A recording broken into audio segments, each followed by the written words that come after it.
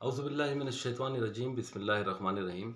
जश्न आज़ादी 2022 के मौके पर एक बहैसियत एक ओवरसीज़ पाकिस्तानी के मैं एक पैगाम भी इस रियासत मदीना को देना चाहता हूँ।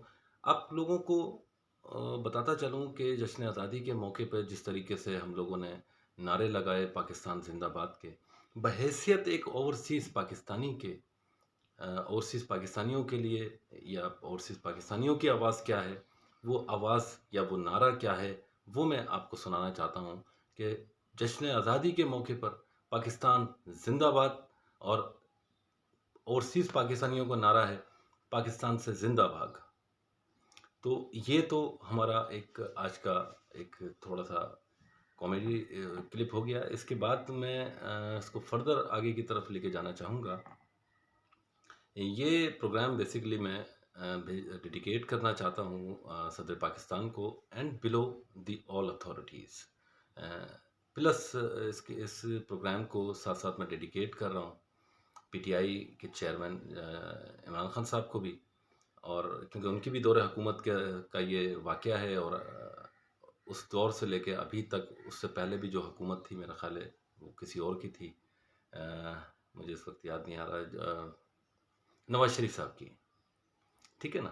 तो नवाज़ शरीफ साहब के दौर से ये केस चलता आ रहा है और पीटीआई की हुकूमत जा चुकी, उसके बाद ये फिर शहबाज शरीफ साहब की हुकूमत आ गई। बताने का मकसद इतना है कि ये नारा लगाने की ज़रूरत क्यों पेश आ रही है, वो उसके ऊपर मैं ज़रा तफ़सीली रोशनी डालना चाहूँगा।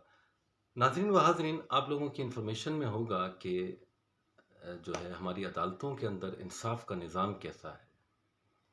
128वें नंबर पर हम लोग रैंकिंग के अंदर आते हैं इंसाफ के मामले के अंदर, और वही चीज़ें अगर उनको देखा जाए तो छठे नंबर पर हम मराद के मामले में आके खड़े हो जाते हैं बेशर्मों की तरह। हमें इन तमाम चीज़ों को हमें इन तमाम चीज़ों को इन बातों को नोटिस में लेके आना होगा कि हमारी अदालतों में उनके अहातों के अंदर, बाउंड्रीज़ के अंदर हो क्या रहा है, सबकी नॉलेज में है। आरिफ अलवी साहब का मैंने लाइव टेलीफोनिक इंटरव्यू किया था 2011 में। उनसे जब इंटरव्यू किया गया, जैसे वो पीटीआई के अंदर जनरल सेक्रेटरी थे पीटीआई के, तो उस वक़्त उन्होंने बताया कि जी पाकिस्तान में गुड गवर्नेंस की कमी है। मैं समझता हूँ कि आज भी पाकिस्तान के अंदर बदतरीन अंदाज़ से गुड गवर्नेंस की कमी है। अगर अदालतों को हम सिर्फ़ और सिर्फ़ उठा के देख लें, हमारे अदलिया का जो निज़ाम है, उस निज़ाम का मैं खुद बहैसियत एक ओवरसीज़ पाकिस्तानी के मैं शिकार रहा हूँ। मैं यूरोप के अंदर था, मेरी बीवी, बच्चे सब यूरोपियन हैं, ठीक है? मेरा घर वहाँ पर है। मैं पाकिस्तान आज से मेरा ख़्याल है कि सवा 8 साल पहले पाकिस्तान में आया था। तो आने के बाद एक बस बॉटम लाइन काम की चीज़ों की तरफ लेके आता हूँ डायरेक्टली आपको, कि बॉटम लाइन सिर्फ़ इतनी है कि उस एक प्रॉपर्टी है जो कि 4 करोड़ रुपए की इस वक़्त उसकी मालियत है। उसके ऊपर किसी साहब ने, जो कि लैंड माफिया के बंदे हैं, लोग हैं, इससे पहले एक स्कूल भी वो इसी तरीके से खा चुके हैं, और उनका कुछ सेंट्रल रिकॉर्ड के लिए भी मैं काफ़ी भागदौड़ कर चुका हूँ, लेकिन उनका सेंट्रल रिकॉर्ड निकल के नहीं दे रहा यहाँ पर। उस शख्स ने ज़िंदगी हमारी हराम की हुई है। बड़ा पैसा प्रॉपर्टी की लाइन के अंदर, आपको सब लोगों को मालूम होगा कि इस लाइन के अंदर बेतहाशा पैसा मौजूद है। किसी की भी प्रॉपर्टी पे कब्ज़ा कर लिया जाए, कुछ भी कर लिया जाए, बंदे को भगा दिया जाए, प्रॉपर्टी का जो ऑनर बन जाता है वो डायरेक्टली करोड़पति हो जाता है। इसी तरीके से मेरी प्रॉपर्टी बहैसियत एक ओवरसीज़ पाकिस्तानी के यहाँ पे पूरी की पूरी हड़प करने की एक साज़िश चलती आ रही है गुज़िश्ता तकरीबन सवा 6 सालों से। इसके ऊपर एक साहब हैं क़यामुद्दीन कुरैशी जिनका नाम है, उन्होंने इसके ऊपर एक केस फ़ाइल किया हुआ है, जो कि कुरंगी के इलाके, कुरंगी 4 के इलाके ज़मान टाउन के अंदर यहाँ पे रहाइश पज़ीर हैं, ठीक है? उन्होंने जो कुछ भी किया, बुनियादी तौर पर बताने का मकसद सिर्फ़ इतना है कि अदालतों की कहाँ पर ख़ामियाँ हैं, कि ये करप्ट अनासिर जो हैं, ये तो दुनिया के हर मुआशरे के अंदर होते हैं, ठीक है? लेकिन इन तमाम चीज़ों का मकसद ये नहीं है कि अदलिया उनके केसेस को उठा के रजिस्टर्ड करना शुरू कर दे, वो उन केसेस को भी रजिस्टर्ड कर दे, जो केस रजिस्टर्ड होने के काबिल नहीं है, उनको काबिल बनाया जाता है। अब दूसरा सवाल हमारे सामने है, उसको काबिल कैसे बनाया जाता है? तो वो अदलिया के अंदर हमारे जो ब्लैक शिप्स बैठे हुए हैं वहाँ पर, जो बैकडेट के स्टैम्प पेपर 1950 का भी अगर आपको चाहिए तो हमारी अदालतों में मिलता है ना। क्या चीज़ है हमारे जो अदालतों में मिलती नहीं है? मतलब एक फेक केस के लिए करने के लिए किसी भी शख्स के अगेंस्ट में हमें किन-किन चीज़ों की ज़रूरत है, क्या-क्या चीज़ हमें हमें रिक्वायर्ड होती हैं।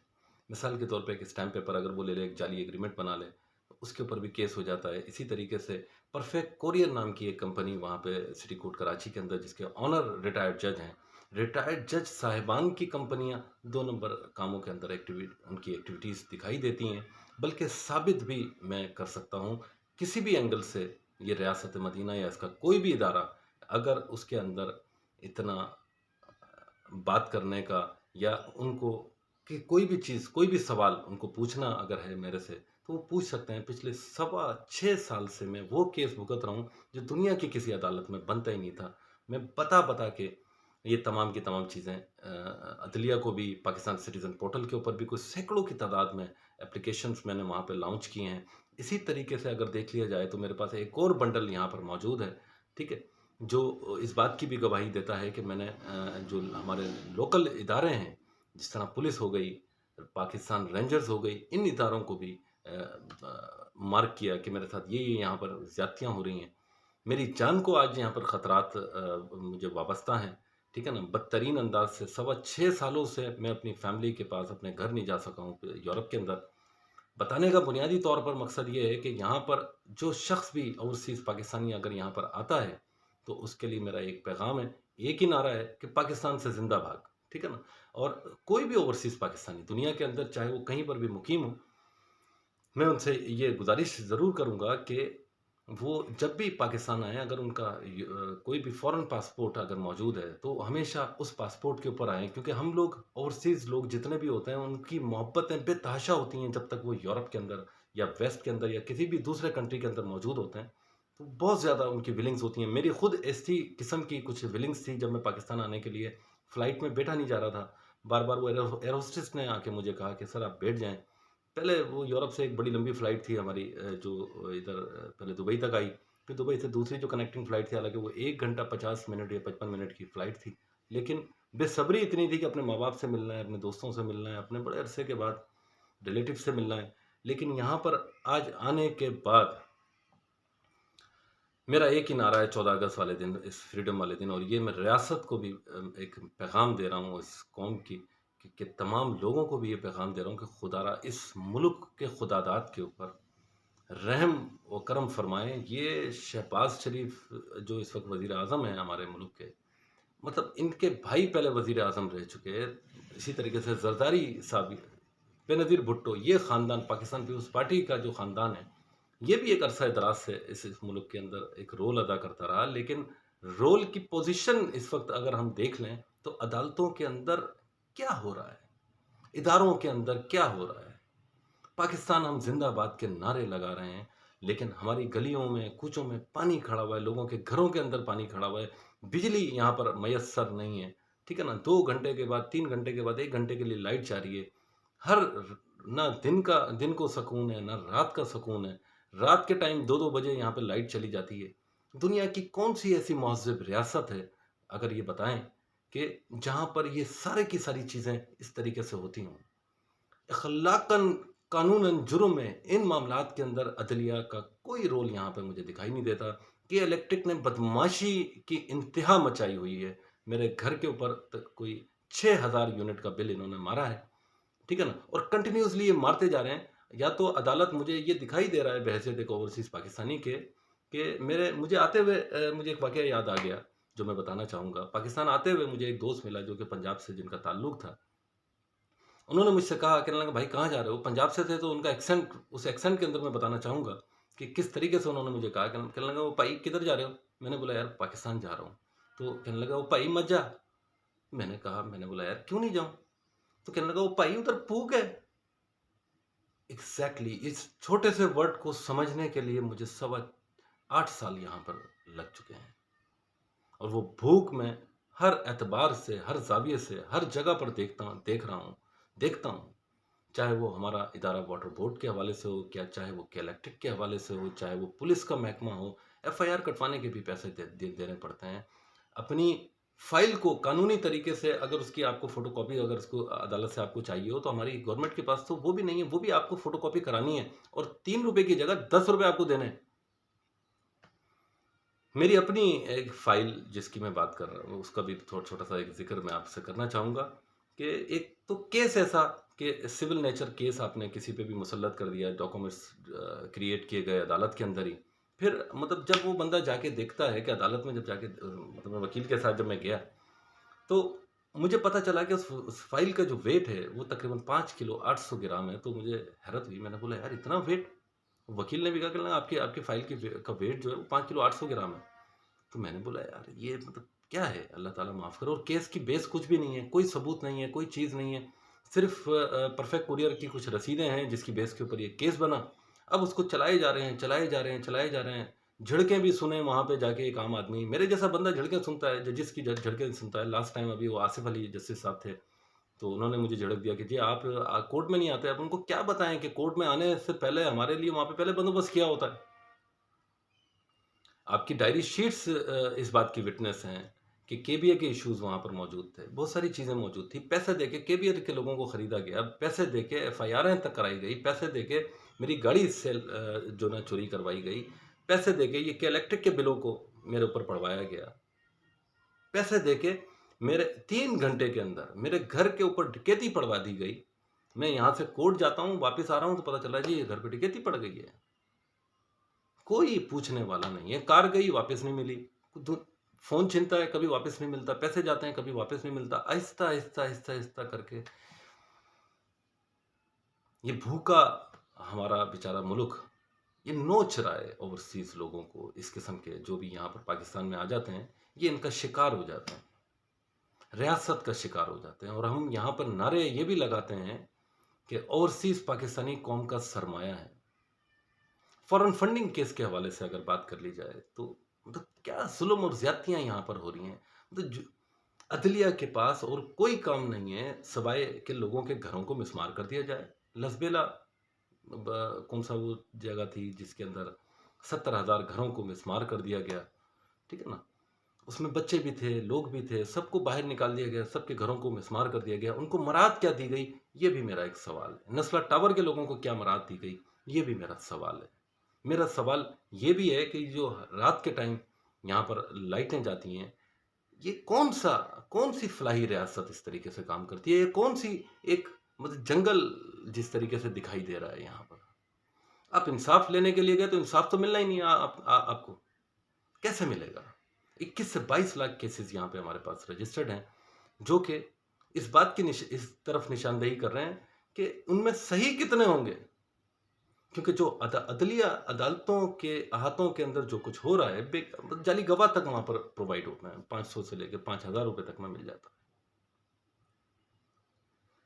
कौन नहीं जानता कि 1947 से लेके आज तक जो हमारी अदालतों के अंदर जो बैकडेट के स्टैम्प पेपर बिक रहे हैं, किसका कसूर नहीं है? पूरे के पूरे सिस्टम का कसूर है इसके अंदर। कोई शख्स इस जुर्म से बरी-उल ज़ुम्मा नहीं है। यहाँ तक कि इस वक़्त करंट मौजूदा जो प्रेज़िडेंट ऑफ़ पाकिस्तान है, वो भी इससे बरी-उल ज़ुम्मा नहीं है। चीफ़ जस्टिस ऑफ़ पाकिस्तान भी इससे बरी-उल ज़ुम्मा नहीं है। यहाँ पर चीफ़ ऑफ़ आर्मी स्टाफ़ भी इससे बरी-उल ज़ुम्मा नहीं है। आप सब लोग इसके रिस्पॉन्सिबल हैं। क्योंकि आप लोगों की गलतियों की वजह से एक ओवरसीज़ पाकिस्तानी की ज़िंदगी में एक ऐसा ज़हर लाके घुल चुका है, जिसका उसको पता ही नहीं था।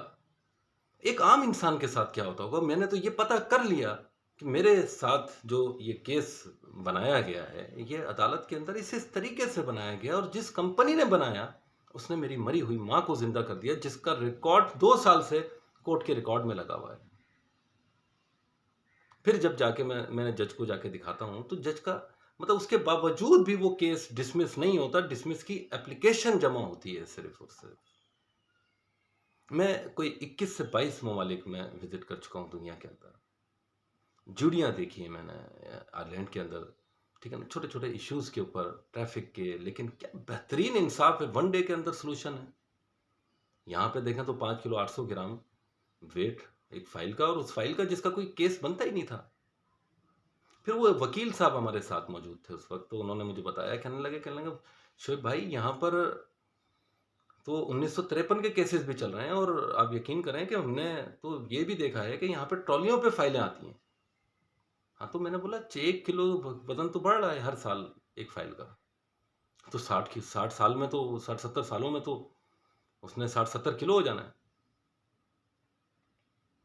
मतलब डेट पे डेट आप सिंपली तौर पर अगर एक चीज़ का फैसला कर सकते हैं, सबसे पहले तो इस चीज़ को कानूनी अंदाज से रिकॉग्नाइज्ड करना चाहिए कि कौन-कौन से केसेस जो है वो अदलिया के की जुरिडिक्शन में आते हैं। वो केसेस इस किस्म के केसेस जो अदलिया के अंदर ही बैठ के बनाए जाते हैं, जो जुरिडिक्शन में नहीं आते, जिनको ज़बरदस्ती इंटर कराया जाता है।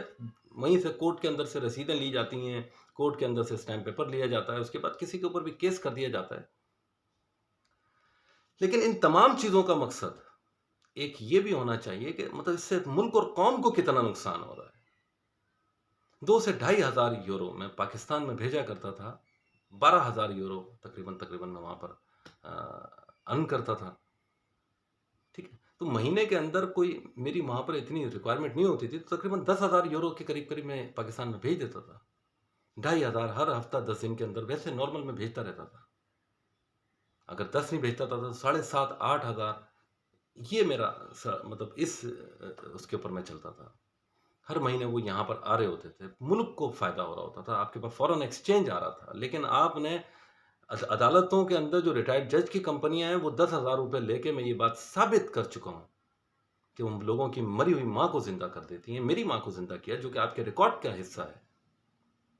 तो फिर नारा क्या होना चाहिए? मैं सदर पाकिस्तान से भी पूछना चाहूँगा, मैं चीफ़ ऑफ आर्मी स्टाफ से भी पूछना चाहूँगा और मैं ये सवाल chief a chief of army staff से भी पूछना चाहूँगा कि नारा क्या होना चाहिए? पाकिस्तान ज़िंदाबाद ओवरसीज़ पाकिस्तानियों के लिए या पाकिस्तान से ज़िंदा भाग? तो वहाँ पे जाके नारा लगा सकता है बंदा कि पाकिस्तान ज़िंदाबाद। अब पाकिस्तान ज़िंदाबाद रहे बस, मतलब दूर बेहतर है। जो बंदा यहाँ पर आज आएगा, उसके साथ इस किस्म का जो ज़ालिमाना और क्या कहना चाहिए, ब्रुटालिटी जो दरिंदगी है, क्या वो इस तरीके से कोई किसी भी लिहाज से मुसलमानी तो छोड़ दें, इंसानी अमल की तर्जुमानी कर रही है? इसी के साथ मैं आज के प्रोग्राम का अख्ताम करना चाहूँगा। ये तमाम की तमाम कन्वर्सेशंस आज 14 अगस्त के हवाले से मैंने पूरी की पूरी रियासत को दे दिए। लाइफ थ्रेट्स में हूँ, बता-बता के इस मैसेज को घुमा-घुमा के थक गया हूँ। ठीक है? 2019 से इन तमाम चीज़ों को सर्कुलेट कर रहा हूँ। इसके ऊपर कोई भी अथॉरिटी, कोई भी इदारा इस पे नोटिस ले सकता है, तो बराए करम इसके ऊपर लें। कोई भी एक जेंटल अथॉरिटी सामने आ जाए और इसके ऊपर बैठ के इसको चेक आउट करे। जिस तरह लोगों की जीआईटियाँ बन जाती हैं, बहुत सारे काम हो जाते हैं, दैट्स इट। इसको भी चेक करें, तमाम की तमाम चीज़ें कि यार एक बंदा यहाँ पर इस मुल्क में रहना नहीं चाह रहा। उसका ही मुल्क है, लेकिन उसका आप लोगों ने हशर जो लाइफ़स्टाइल आपने उसका यहाँ पे लाके बना दिया है, गाड़ी से पैदल कर दिया है। ठीक है ना? ज़िंदगी के अंदर यूरोप के अंदर मेरा लाइफ़स्टाइल ये था कि मेरी गाड़ी अगर रोड पे ख़राब हो जाए, तो खुदा की कसम मैंने रोड के ऊपर वो उस गाड़ी को छोड़ा है, मैंने दूसरी गाड़ी खरीदी है, उसमें बैठ के मैं चला गया हूँ और आज मेरी पोज़ीशन मोटरसाइकिल के ऊपर मैं आ गया हूँ, मेरा हुलिया बदल के रख दिया है इस मुआशरे ने, यहाँ के निज़ाम ने।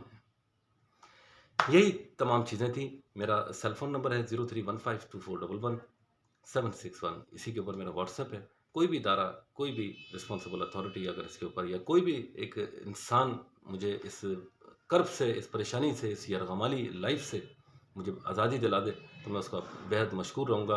पाकिस्तान ज़िंदाबाद 14 अगस्त के ऊपर। बहुत-बहुत अल्लाह निगहबान।